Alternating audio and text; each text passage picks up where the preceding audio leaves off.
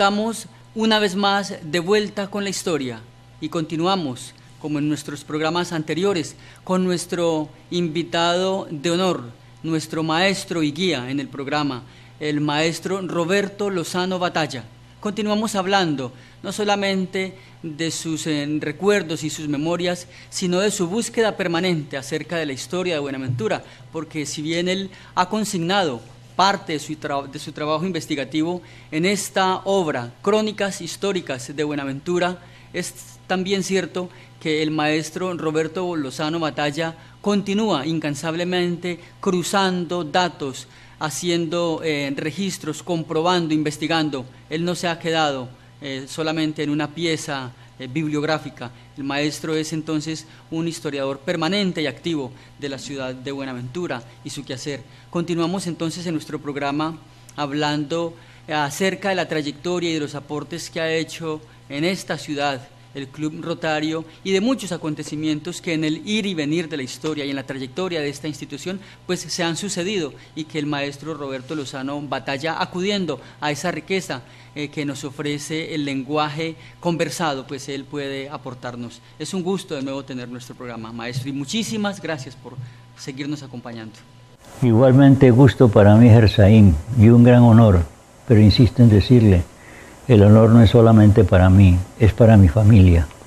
Se lo agradecemos mucho. Bien, maestro, y sabemos que, o esperamos que así sea también para los habitantes de Buenaventura, para los presentes y las futuras generaciones. Hacemos con mucho compromiso este trabajo, conscientes de que el lenguaje conversado, esta opción, este formato de la televisión nos permite profundizar y entrar en matices que por muchas razones no nos puede ofrecer el lenguaje escrito. Si bien este es un trabajo que invitamos permanentemente a consultar y del cual yo me alimento para poder hacer el trabajo con usted, pues queremos ofrecer en las opciones de la conversación esos recuerdos y esos recovecos que hace uno cuando está conversando y que enriquecen la historia. Correcto, sí señor. Bueno, nuestro programa de hoy les recordamos a nuestros televidentes. Seguimos entonces compartiendo anécdotas y detalles de lo que ha sido el aporte de esa institución tan representativa en Buenaventura como es el Club Rotario. Bueno, para retomar, yo quiero mencionar que el 8 de febrero de 1878 fue cuando se inició la construcción del ferrocarril desde Buenaventura hacia Cali. 3 años más tarde, el 26 de enero de 1881, hubo un gran incendio en la ciudad. Decimos ciudad porque nos acostumbramos a ese vocabulario, a esa identificación.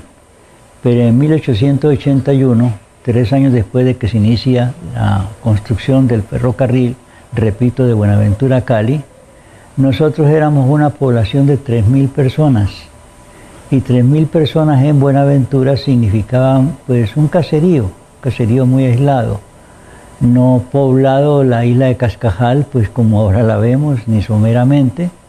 Y entonces, cuando se dice que el incendio devastó una gran cantidad de casas y que también consumió los archivos, porque algún tipo de archivos tenían que tener ya en esa época, la estructura organizativa lo demanda, pues los dejaron en la ruina prácticamente.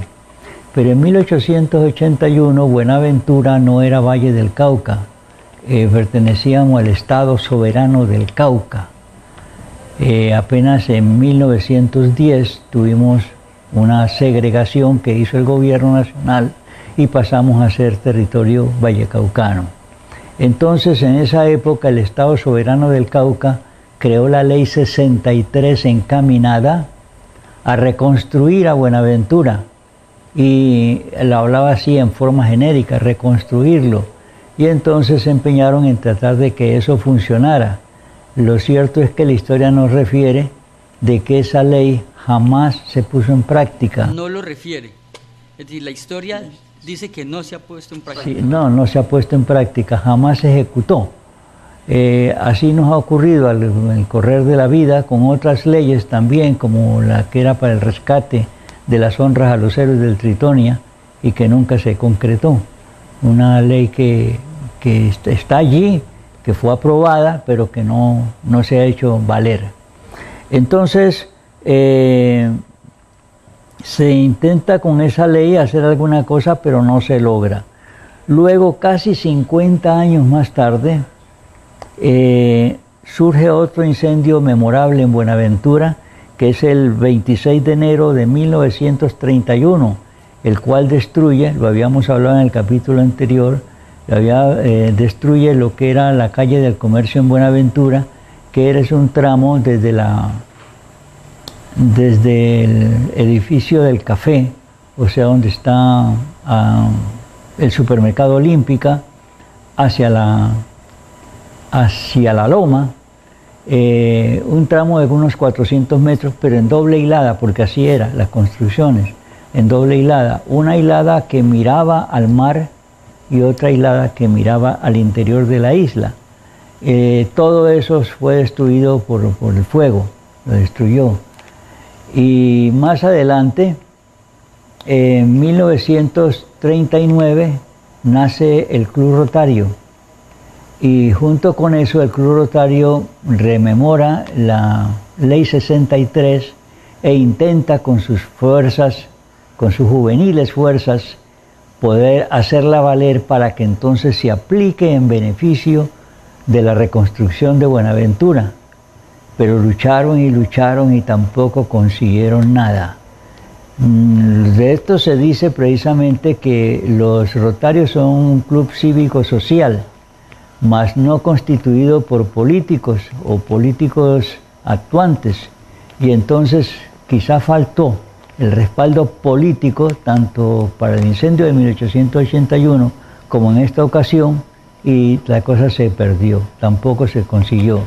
Sin embargo, el plan que habían trazado en que se apoyaban los Rotarios para reconstruir a Buenaventura era porque ya se conocía un proyecto de un ingeniero Taylor de la empresa estadounidense llamada Morrison Concrete Pile Company, lo cual ellos proponían en la reconstrucción de Buenaventura, si era que la Ley 63 apoyaba el resultado, para nivelar la ciudad, es decir, quitar la loma de la avenida de la calle Sexta que tenemos hoy, la calle de los Bomberos, se eliminaba esa loma, se nivelaba, y también se nivelaba la loma que ahorita nos sirve de apoyo a Hidropacífico, esa loma alta que tenemos allá, como también se pensó en que se rebanaría, en parte por lo menos, la loma que soporta a la catedral. Esas tres lomas principalmente serían las que se rebanarían pues para conseguirla. Entonces el plan era bonito y estaba tasado en $4 millones. La suma le resulta insignificante, memorizando el detalle, a nuestros días resulta insignificante, pero recordemos que el contrato que hizo el gobierno nacional con el ingeniero Francisco Javier Cisneros para hacer la construcción del ferrocarril desde Buenaventura hasta Cali, que son 174 kilómetros, que contienen 121 puentes, que contiene 15 túneles, todo eso se amparó con un presupuesto de 6 millones de pesos. Entonces tenemos pues que el esfuerzo se hizo y el plan se abocó por el buen camino, pero tampoco dio resultados. Sí, se perdió esa oportunidad, tampoco pudimos hacerlo más. Luego nuestra historia brinca y del año 1939 saltamos a 1961, estamos hablando de unos 30 años más tarde. En esas actividades del Club Rotario estaba como presidente del Club Rotario el reverendo padre Antonio J. Ruiz, muy recordado en Buenaventura, muy querido, en semejanza de cariño como el señor Gerardo Valencia Cano. Este sacerdote fue el creador, a nombre de los Rotarios, del Colegio Salesiano, que tanto aporte le hace a Buenaventura hasta el presente. De 1961 saltamos a 1968 y nuevamente los Rotarios cogen impulso y fue creado el ancianato de Buenaventura. Y el San José. El San José. Ese ancianato, digo yo, que es una casa en la cual esperamos ser acogidos todos los vejetes de ahora, ¿no? Entonces, mire usted, desde el año 68 viene dando el servicio correspondiente. Avanzando en 1970, nuevamente el Club Rotario reaparece en notoriedad y estaba de presidente Armando Caicedo Naranjo. Armando Caicedo Naranjo es un tumaqueño que fue 2 veces alcalde de Buenaventura, en 1957 y 1967. Este hombre también fue secretario de Agricultura departamental y vivía muy bien relacionado. A esa persona debemos el edificio de lo que es ahora mismo el Colegio Pascual de Andagoya, ya que Néstor Urbano Tenorio, que consigue este colegio en el año 43, 13 años más tarde, el colegio seguía sin tener inmueble, y él con sus conexiones departamentales logra la correspondencia de parte de la gobernación y entonces se crea la construcción de ese edificio. Por cierto que es anecdótico referir que en la orden que se le daba a él, la autorización que se le daba, decía: usted va a tener 200,000 pesos, oído, 200,000 pesos, no dólares, 200,000 pesos para hacer esa construcción, lo que es ese edificio que usted ve allí, ese edificio, pero junto con ello tiene que hacerle también el alcantarillado a la calle Valencia. Y Armando Caicedo Naranjo, con los 200,000 pesos, nos entregó el inmueble que tiene ahora mismo el Colegio Pascual de Andagoya, y también le hizo el alcantarillado que todavía usa la calle Valencia, que ese alcantarillado ya está siendo obsoleto porque nuevamente en la final de ese alcantarillado, en el desagüe, las tierras han venido aumentándose y entonces el desnivel que debiera tener está siendo taponado, y es la razón por la cual las aguas se nos devuelven en el Pueblo Nuevo y nos causan las inundaciones. Hay un desafío enorme para los responsables del tema de infraestructura acá. Indudablemente. Sí, nos referíamos a la circunstancia de que Armando Caicedo Naranjo fue la persona que logró entregar el edificio del Pascual de Andagoya, que todavía está en servicio plenamente, y también el uso del alcantarillado, que él fue el realizador de esa construcción, con el apoyo que dio la gobernación departamental de 200,000 pesos. Una suma pues irrisoria. 200,000 pesos no compran una gaseosa hoy en día. Bien, pero entonces estábamos hablando de 1970 y decíamos que Armando Caicedo Naranjo había sido el presidente del Club Rotario, y en esa epopeya de 1970 Armando logró la visita del presidente de la República, Carlos Lleras Restrepo. Eso significó para Buenaventura el que se pudiera hacer el primer plan de desarrollo que tuvimos en la ciudad y que ejecutó la CBC. Entonces miremos que los rotarios han hecho cosas de gran impacto, muy de vez en cuando, pero cuando se presentan, proyectan muy bien. Maestro, yo quisiera preguntarle, no sé si usted lo tenga preparado allí, pero un poco he escuchado a adultos de la ciudad que ese plan de desarrollo de Buenaventura implicó todo un movimiento, una movilización, una serie de marchas, de protestas. ¿Qué recuerda o qué sabe usted acerca de ese tema? ¿De cómo surgió ese plan? Que fue fruto de movilizaciones, incluso para la época estaba entonces Monseñor Gerardo Valencia Cano, y que él desde sus posibilidades también contribuyó a que se dieran como todos esos esfuerzos cívicos. Sí, lo que yo puedo mencionar es que surge la ley nuevamente como la ley 63 y no se ejecutan. Entonces, cuando surge esta nueva oportunidad que nos da Carlos Lleras Restrepo, surgieron resistencias y las cosas no se concretaban. Entonces alguien se sacó la camisa, se le salió el apellido y entonces empezaron a buscar soluciones a la brava, porque generalmente, lastimosamente, tengo que usar este canal para poder decirlo, se ha vuelto costumbre en nuestra patria que si no hay protestas, si no hay vandalismo en las calles, si no hay estas cosas, no llama la atención, la ley no le escucha a uno. Usted quiere hablar, usted va en busca de la autoridad y nadie le para bolas hasta que usted ya se vuelve vulgar, se atrofian las cosas allí y es cuando le viene, ¿qué es lo que le pasa, hombre? ¿Por qué es que está bravo? No debiéramos esperar esta circunstancia, pero sucede. En aquella ocasión pasó la misma cosa y ese plan de desarrollo fue de inmensa solución para Buenaventura, porque Buenaventura estaba atascado sin infraestructura. Lo que teníamos era la superficie, pero no teníamos canales, no teníamos canales de movilización de aguas negras y cosas tal, y todo eso lo logró. Ese plan de desarrollo fue el primero que se hizo, porque más adelante la CBC hizo otras obras mucho más grandes, mucho más avanzadas, pero esto fue la base principal y la dio el presidente Carlos Lleras Restrepo. Y eso fue entonces lo que en su momento se conoció como el movimiento cívico del año tal, sí, algo señor, así como el año... No. Sí, señor, 74. 74. Ya. Cuando vino el presidente del año 70, mire que en el 74 ya estaba inclusive otro presidente, pero las cosas no se ejecutaban. Sí, se ordenan, pero no se ejecutan.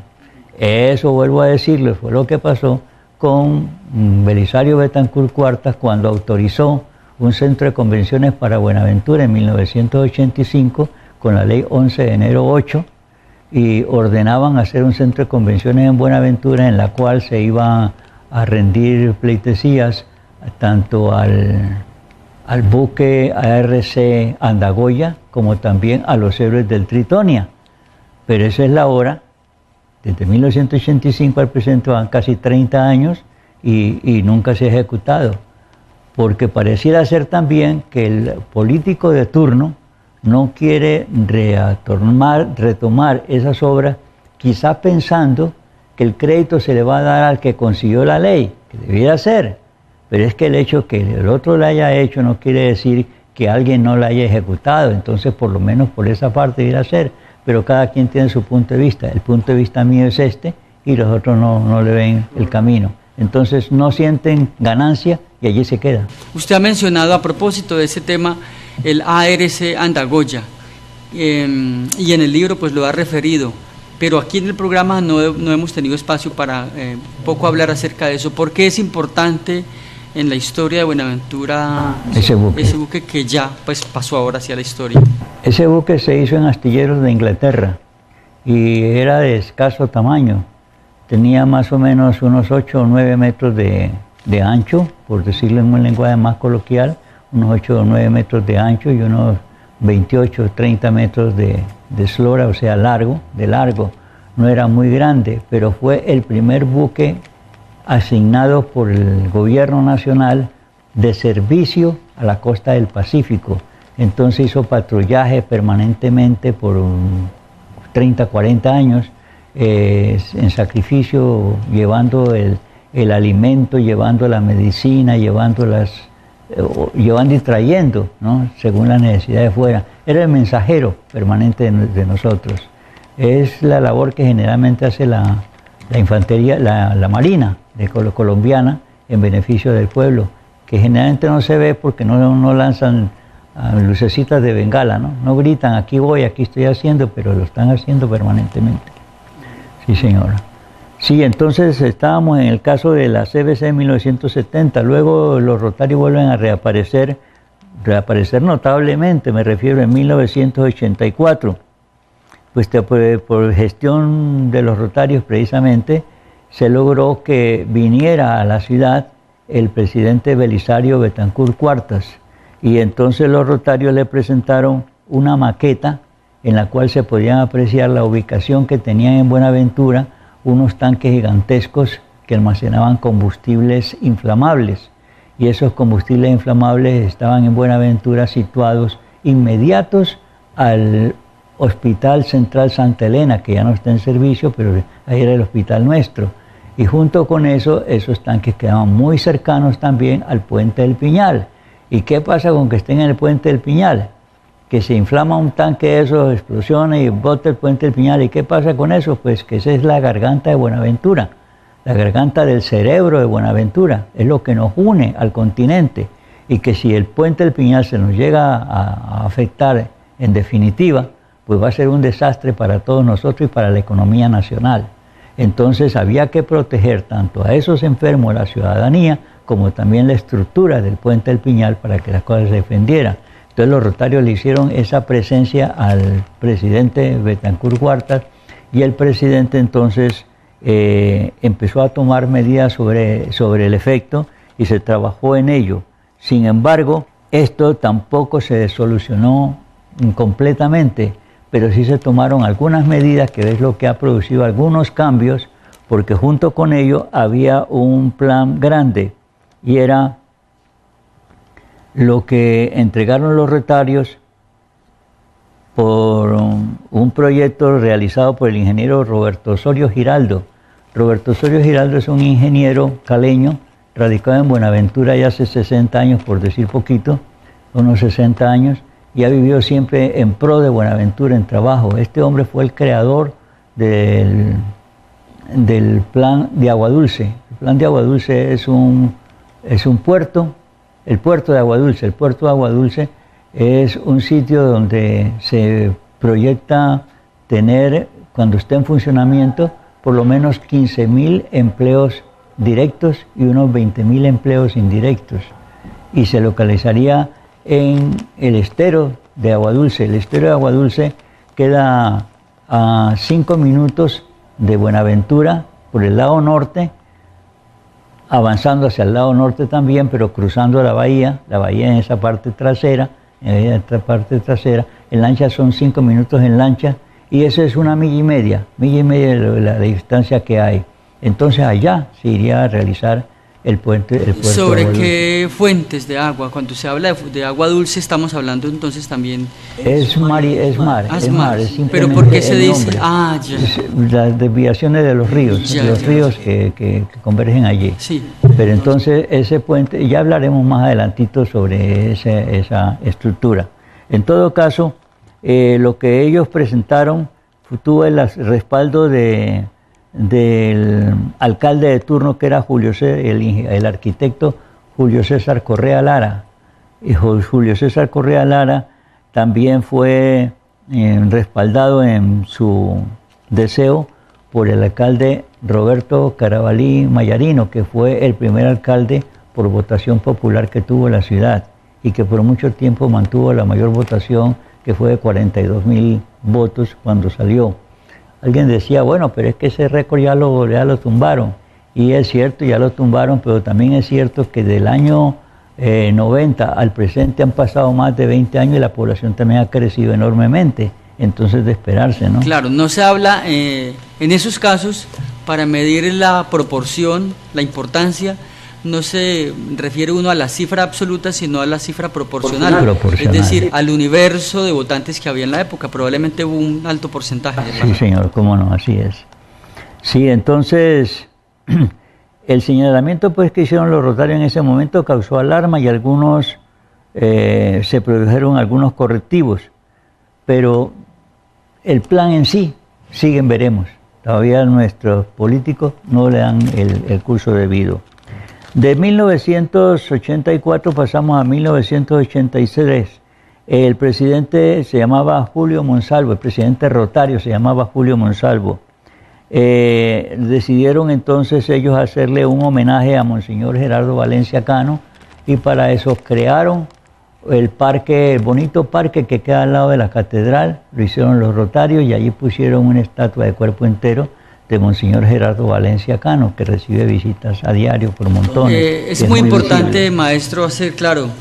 Yo creo que tiene mucho sentido hablar de esas cosas en el programa, porque como me pasa a mí, pues le podrá pasar a la inmensa mayoría de los ciudadanos. Claro, uno va por los lugares de Buenaventura, por sus diferentes escenarios públicos y ve las cosas, pero no siempre uno se pregunta, bueno, ¿quién la hizo? Uno puede ver la obra, sabemos que es en homenaje a Gerardo Valencia Cano, pero sí, no siempre uno tiene el dato o se acerca a ver si en el mismo monumento está la información, cosas como esas. Me está dando usted cuerda, Gersaín, para mencionar que este es un mal endémico que atraviesa en el mundo, pero el hecho de que en otras partes las cosas estén mal no quiere decir que nosotros nos quedemos conformes con ella. En Buenaventura no hay historia, por ninguna parte se ve. Por ejemplo, ese parque que usted menciona no tiene una ilustración que hable lo que estoy mencionando yo. Aquí ven el Palacio Nacional y entonces le preguntan, ¿y eso quién lo hizo? no hay placas, y si hay placas son placas mudas, placas que no dicen nada. Por ejemplo, el doctor Bartolo Valencia Ramos acaba de hacer una cosa muy buena, para mí llama a la gratitud, y es que ahora que se restauró el mural Buenaventura 450 años al Cosmos, le han puesto 3 placas sucesivas, pero que dan explicaciones, que lo hicieron los muralistas, y que esto fue en tal fecha. Entonces da una orientación a cualquier persona que curiosamente quiera conocer de esas cosas. Que no nos siga ocurriendo lo que le pasa a Simón Bolívar en la Plaza de Bolívar que tenemos aquí pegado al CAM, que usted llega allí y tiene 4 caras el pedestal, y ese pedestal es mudo completamente, ni siquiera pues un grafiti para que le digan Simón Bolívar. Si usted no está relacionado con la historia de Colombia, no sospecha quién puede ser, hasta puede confundirlo con Lenin. Alguna cosa así de rara puede suceder. No hay historia. Valga la oportunidad, maestro, para en verdad hacer un paréntesis en nuestro programa y hacer un llamado de atención acerca de eso, de las personas responsables. Desde el punto de vista formal, ¿quién sería responsable de esto? Forzosamente, necesariamente la administración municipal, es donde se parte la base, porque no se trata de que el señor alcalde salga a poner la placa, pero sí que le ordene que se haga. Y que le den un resultado, no es solamente que le dé el recado, el mandato al otro, sino que ejecute, deme resultado de lo que el mandaba a hacer. Y se tiene a la vista ese monumento desde una ventana cualquiera del edificio. Hay una cosa que están viendo todos los días. Es que no hay capital, no hay presupuesto, pero resulta que hay presupuesto para otras cosas que uno las considera más banales, más livianas, y no se le da trascendencia a lo que pudiera ser más positivo. Y la inversión para estos casos es mínima. Ya alguna vez mencionaba yo en un programa de estos programas que usted ha desarrollado conmigo, el que en el frente del Pascual de Andagoya hay un obelisco, y ese obelisco tiene 4 caras. La cara que da frente al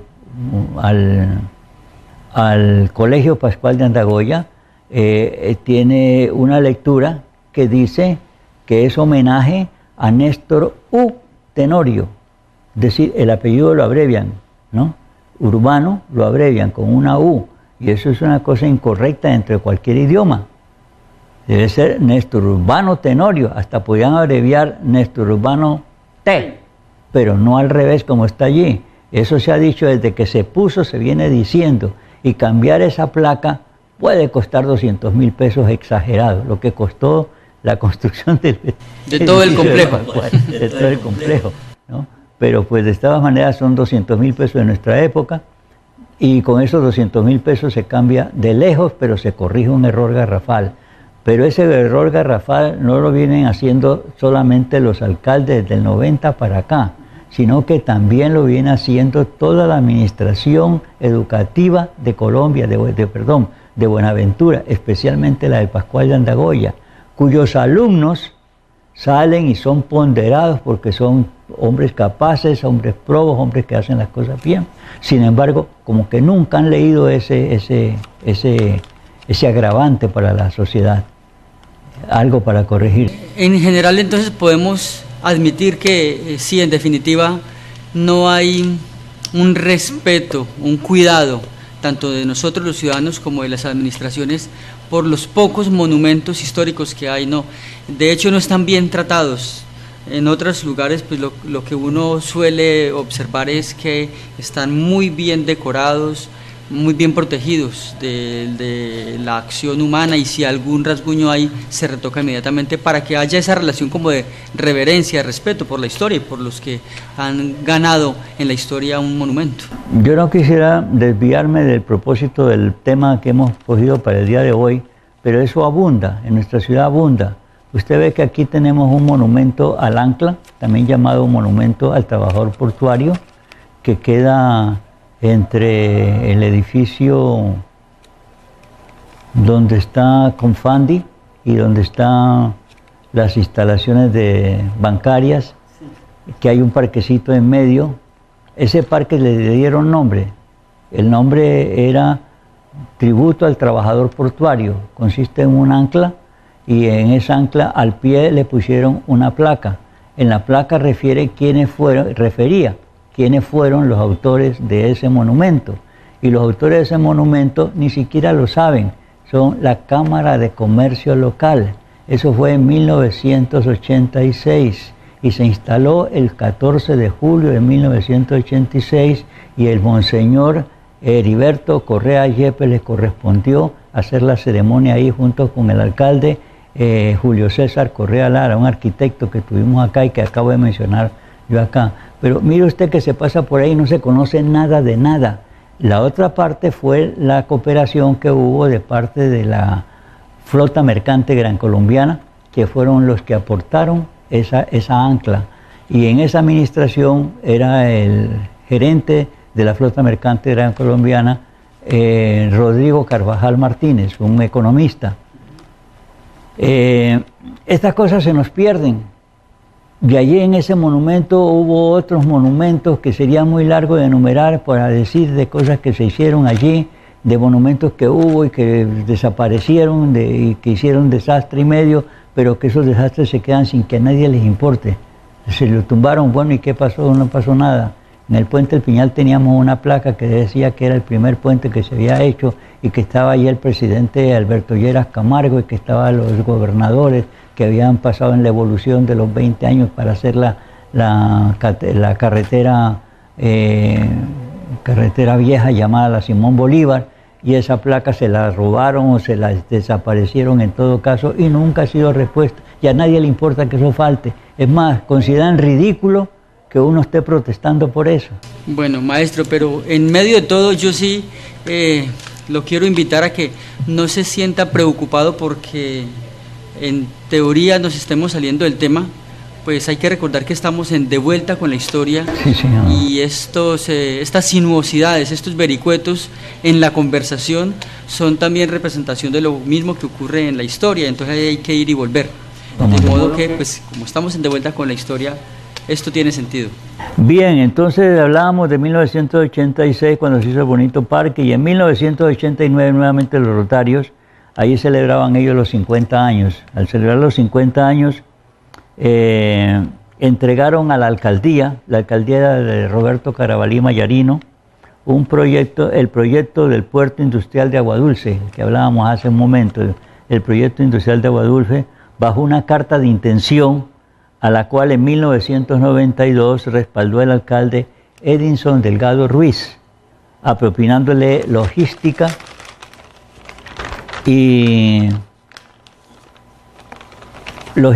al más promisorio futuro redentor económico para Buenaventura y para la región del Pacífico, con probables 15.000 empleos directos y 20.000 empleos indirectos, plan creado por el ingeniero Roberto Rotario Roberto Osorio plan al cual detallo algunos comparativos de exaltar qué significa el que pudiéramos tener ese puerto industrial de Aguadulce. Pues significa, en primer lugar, que la profundidad actual de nuestra bahía con marea baja es de 10 metros. En Aguadulce, al natural, hoy, sin que haya sido dragado jamás, hoy hay profundidades de 11, de 14 y de 18 metros, sin haberle profundizado nada. Y eso lo quiero comprender. Y entonces, ¿dónde está ubicado esa parte de la zona que dice usted tener esa profundidad? Bueno, recordemos que en la bahía, cuando se entra por Buenaventura, estamos ubicados al sur, y que el lado opuesto al norte es precisamente una de las caras que tiene el terminal marítimo. Situados en la parte norte y mirando hacia la bahía, que también hay bahía ya, puesto que es circular, la bahía, la isla es redonda. Entonces lo que tenemos al frente es Aguadulce, eso queda a 1,5 millas. Hacia adentro, entonces. Hacia adentro, sí señor, hacia el frente, en línea recta. Si usted viaja en una lancha rápida, llega en 5 minutos. En medida es 1,5 millas, es decir, es inmediato, pero está separado, está aislado. Por eso es que Roberto Osorio ha pensado que si allá van los tanques estos de combustible, cualquier conflagración que tuviera que tener no alcanza a lesionar la parte de la isla. ¿Y tiene esa profundidad tan sorprendente, maestro? ¿Eso está estudiado? Sí, señor, está estudiado. Esto que estoy diciendo, pues tengo que tener apoyo, porque yo soy un lego en todas estas cosas, pero tengo que haber mirado a personas que reconozco, pues, muy capaces, muy hábiles, para que se pueda decir, de otra manera haría el ridículo. En segundo punto tenemos que el terminal de Buenaventura actual mide 2,5 kilómetros, si usted lo mide en línea derecha. Lineal. ¿No? El lineal. Tiene 2,5 kilómetros, esa es la extensión lineal de ese muelle. Pero la extensión lineal del muelle de Aguadulce será de 15 kilómetros, no 2,5, sino 15 kilómetros, es decir, 6 veces más el tamaño del actual, 6 veces más lo que vamos a tener allá en ese puerto. Tercero, la isla de Cascajal de Buenaventura es una extensión de 500 hectáreas. Lo que es la isla de Cascajal, que son 2,5 kilómetros de ancho por 3 kilómetros de largo, es lo que tiene. Entonces eso nos da 500 hectáreas. La extensión de Aguadulce actual es de 1.600 hectáreas, 1.600 hectáreas, es decir, más del triple de lo que es Buenaventura, pero tendrá una extensión de 5.000 hectáreas, tanto como 10 veces mayor que la isla de Cascajal. Así como está concebido en ese documento. Sí, señor. ¿Y quiénes, además del alcalde de la época, Edinson Delgado, que usted menciona, cree usted que conocen ese documento, o eso en qué anda? Eso anda de tal manera que se considera que el puerto industrial de Aguadulce, igual que los otros puertos que se han venido configurando últimamente en Buenaventura, pues recordemos que hace 10 años atrás no teníamos sino un solo terminal marítimo y que ahora tenemos ya 4 y que hay otros que se están gestando, entre ellos está el de Aguadulce. Para que eso esté gestando, esto que estoy diciendo tiene que ser una realidad, tiene que ser una cosa. Eso está en pleno desarrollo. En pleno desarrollo. Cuarto. Ahora, maestro, frente a ese tema hay un punto que es clave abordarlo y no puede uno dejarlo pasar, y es que muchas personas miran también con recelo esa extensión portuaria, porque parte de esos terrenos han sido habitados tradicionalmente por nativos que finalmente terminan saliendo de allí y no en las mejores condiciones. ¿Cómo lo concibió en su momento el señor Osorio? Hay esto. Resulta que esas tierras están ligeramente pobladas, pero lo están, y uno accede a ella por vía terrestre. Se puede ir a Aguadulce por vía terrestre. Para ello, pasado el estadero de Confamar, que es el kilómetro 15, más adelante hay, avanzando hacia Cali, a mano izquierda, una entrada que se llama El Gallinero. Por ahí se conecta uno por vía carreteable hasta llegar a Aguadulce. Eso tiene una extensión de 90 kilómetros. Se puede llegar hasta allá.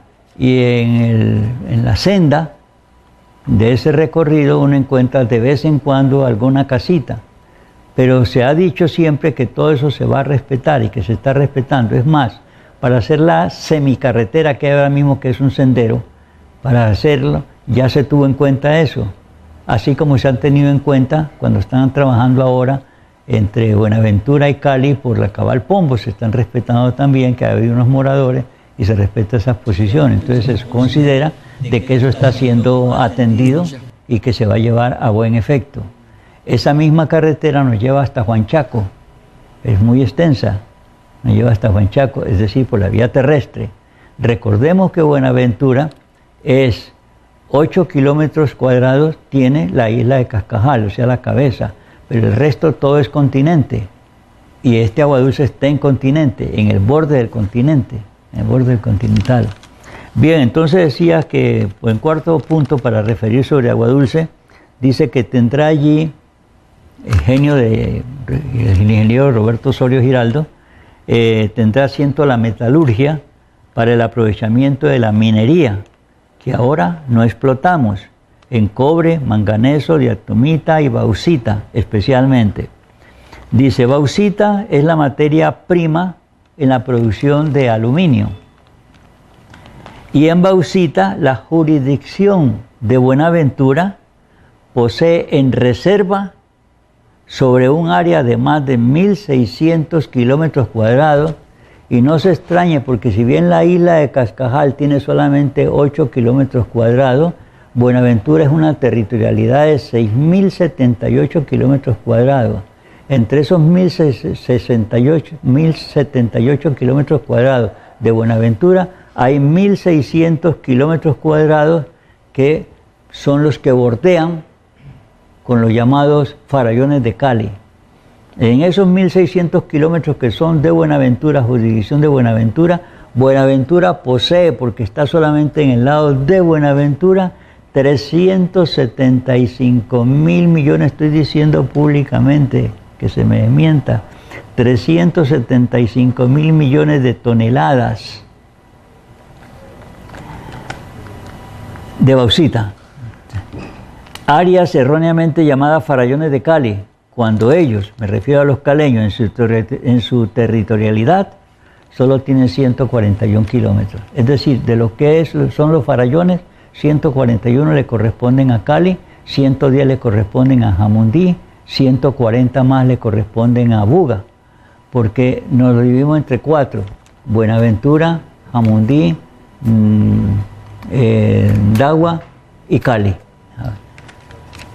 La extensión total de los farallones es de 2.000 y pico de kilómetros, pero de esos 2.000 y pico de kilómetros, 1.600 son de Buenaventura, y la bauxita toda está en el lado de Buenaventura. Nosotros tenemos pues esa gran cantidad de materia en reserva que podemos aprovechar y sería una gran riqueza para nosotros.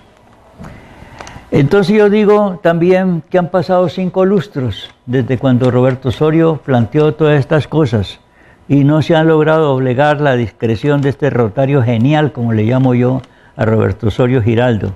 Agua Dulce hoy es, con la inversión extranjera de España y Filipinas, un proceso en vías de realidad. Usted me preguntaba si esto ya está caminando. Sí, señor, está caminando, y así como se anuncian de los otros puertos que se vienen creando aquí en Buenaventura.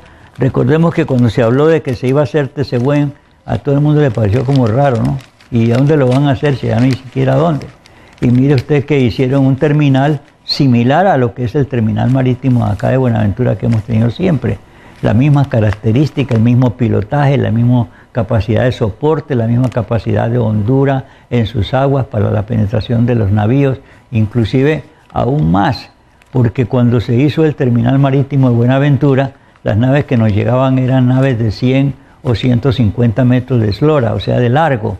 En cambio, hoy nos están llegando buques de 330 metros de largo, que es tanto como decir, poner a lo largo la extensión de un estadio. Sin embargo, maestro, y una vez más acudiendo a esos recovecos de la historia y de la realidad, porque la realidad también es sinuosa, seguimos encontrando la misma paradoja.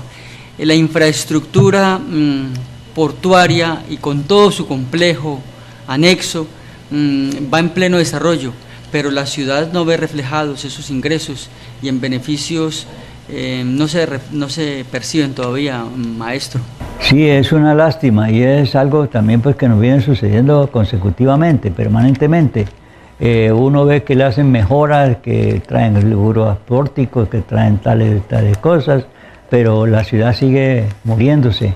Es más, lo que sí se nota en la ciudad es que cada vez más la población de Buenaventura en la isla está desapareciendo. Está siendo reemplazada solamente por instalaciones que se convierten en puerto, en servicio marítimo exclusivamente.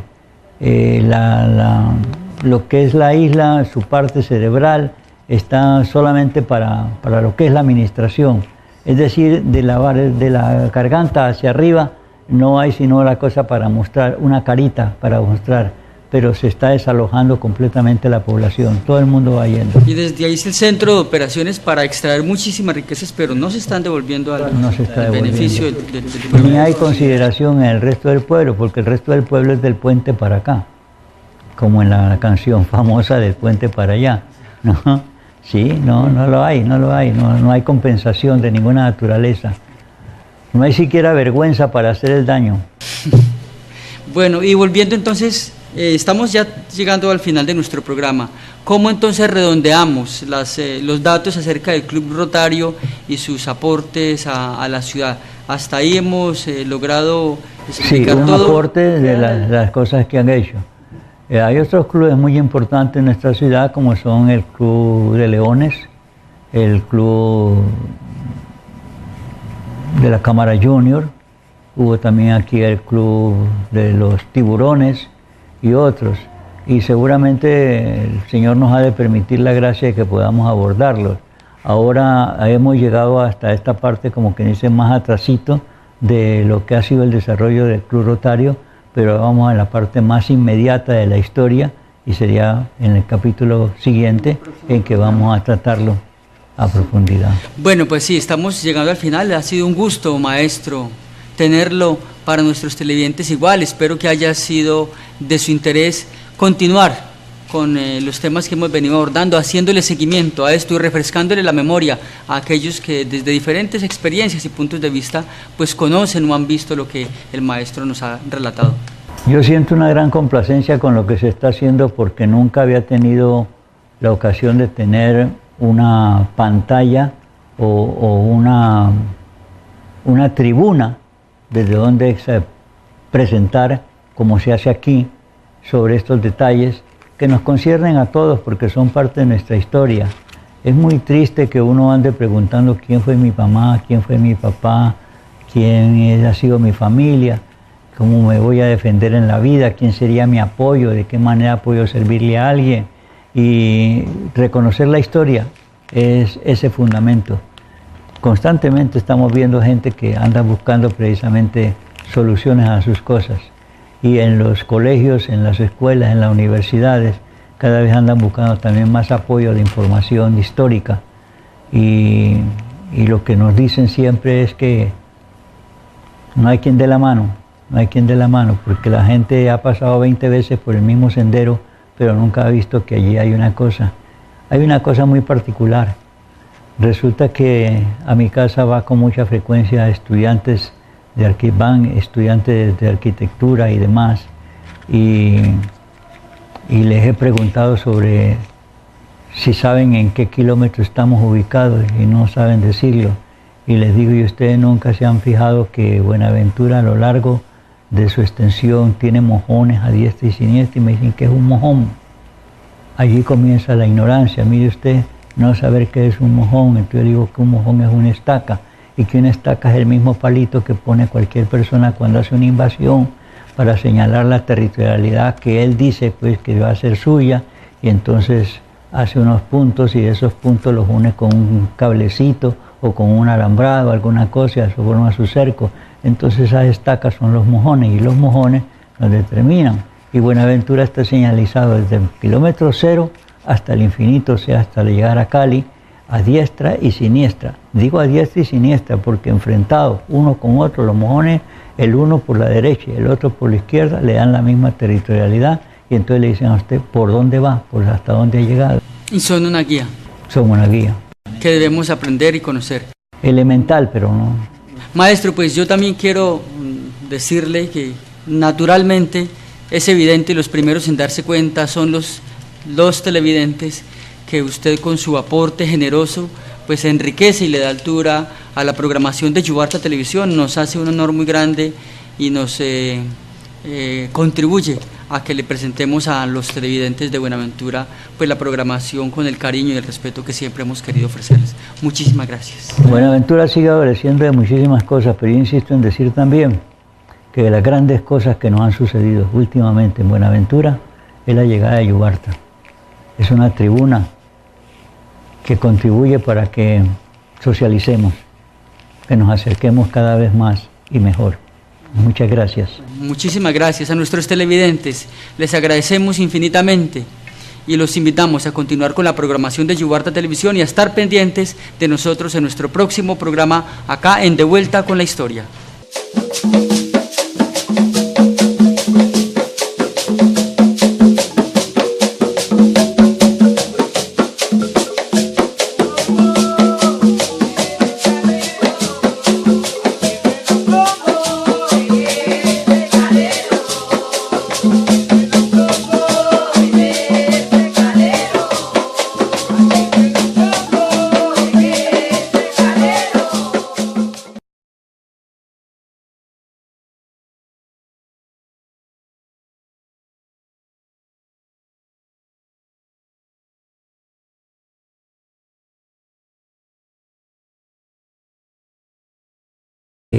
que está allí, que fue aprobada, pero que no se ha hecho valer. Entonces, se intenta con esa ley hacer alguna cosa, pero no se logra. Luego, casi 50 años más tarde,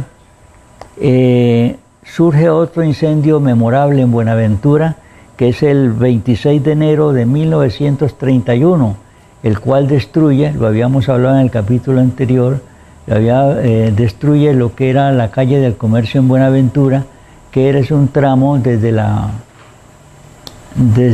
el edificio del café, o sea, donde está el supermercado Olímpica, hacia la loma, un tramo de unos 400 metros, pero en doble hilada, porque así eran las construcciones, en doble hilada. Una hilada que miraba al mar y otra hilada que miraba al interior de la isla.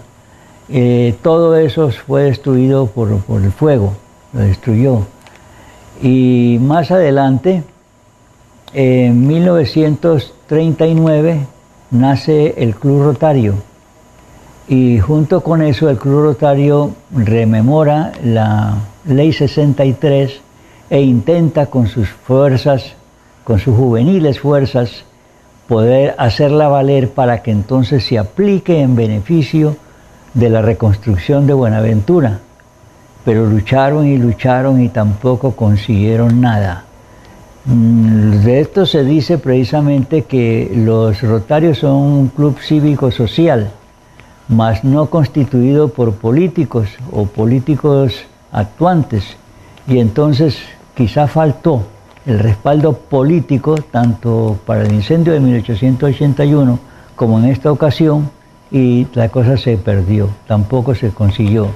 Sin embargo, el plan que habían trazado, en que se apoyaban los Rotarios para reconstruir a Buenaventura, era porque ya se conocía un proyecto de un ingeniero Taylor de la empresa estadounidense llamada Morrison Concrete Pile Company, lo cual ellos proponían en la reconstrucción de Buenaventura, si era que la ley 63 apoyaba el resultado, para nivelar la ciudad, es decir, quitar la loma de la avenida de la calle Sexta que tenemos hoy, la calle de los Bomberos, se eliminaba esa loma, se nivelaba, y también se nivelaba la loma que ahorita nos sirve de apoyo a Hidropacífico, esa loma alta que tenemos allá, como también se pensó en que se rebanaría, en parte por lo menos, la loma que soporta a la catedral. Esas tres lomas principalmente serían las que se rebanarían pues para conseguirla. Entonces el plan era bonito y estaba tasado en $4 millones. La suma resulta insignificante, memorizando el detalle, a nuestros días resulta insignificante, pero recordemos que el contrato que hizo el gobierno nacional con el ingeniero Francisco Javier Cisneros para hacer la construcción del ferrocarril desde Buenaventura hasta Cali, que son 174 kilómetros, que contienen 121 puentes, que contiene 15 túneles. Todo eso se amparó con un presupuesto de 6 millones de pesos. Entonces tenemos pues que el esfuerzo se hizo. Decimos ciudad porque nos acostumbramos a ese vocabulario, a esa identificación. Pero en 1881, 3 años después de que se inicia la construcción del ferrocarril, repito, de Buenaventura a Cali, nosotros éramos una población de 3.000 personas. Y 3.000 personas en Buenaventura significaban pues un caserío muy aislado, no poblado la isla de Cascajal, pues como ahora la vemos, ni someramente. Y entonces, cuando se dice que el incendio devastó una gran cantidad de casas y que también consumió los archivos, porque algún tipo de archivos tenían que tener ya en esa época, la estructura organizativa lo demanda, pues los dejaron en la ruina prácticamente. Pero en 1881 Buenaventura no era Valle del Cauca, pertenecíamos al Estado Soberano del Cauca. Apenas en 1910 tuvimos una segregación que hizo el gobierno nacional y pasamos a ser territorio vallecaucano.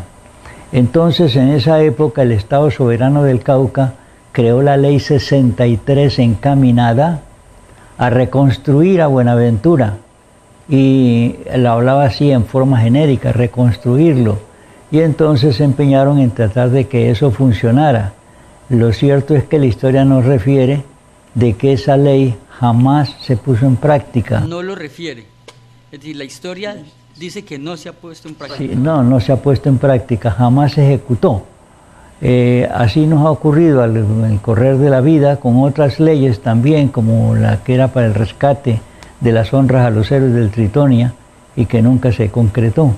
Una ley que... La historia de esta institución pues se han sucedido y que el maestro Roberto Lozano Batalla, acudiendo a esa riqueza que nos ofrece el lenguaje conversado, pues él puede aportarnos. Es un gusto de nuevo tener nuestro programa, maestro, y muchísimas gracias por seguirnos acompañando. Igualmente gusto para mí, Gersaín, y un gran honor, pero insisto en decirle, el honor no es solamente para mí, es para mi familia.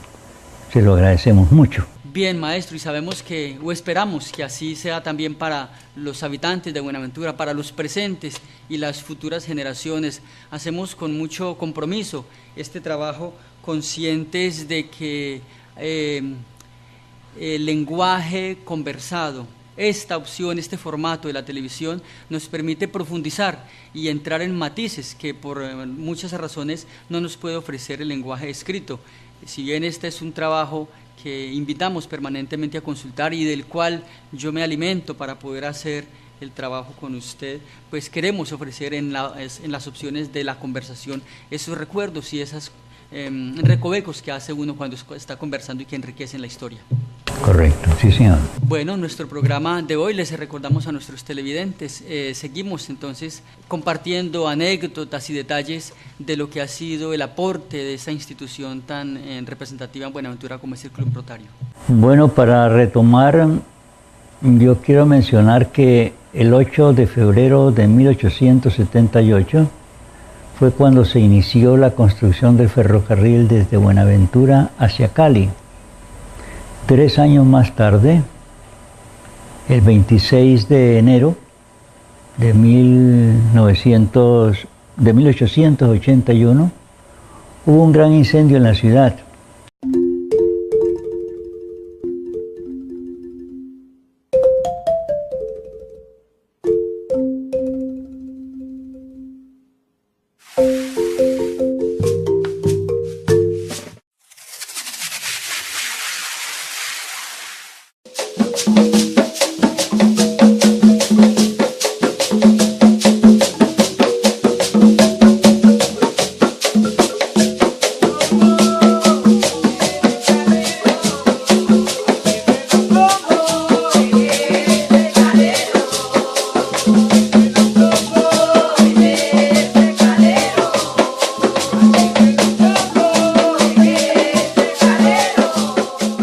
Estamos una vez más de vuelta con la historia y continuamos, como en nuestros programas anteriores, con nuestro invitado de honor, nuestro maestro y guía en el programa, el maestro Roberto Lozano Batalla.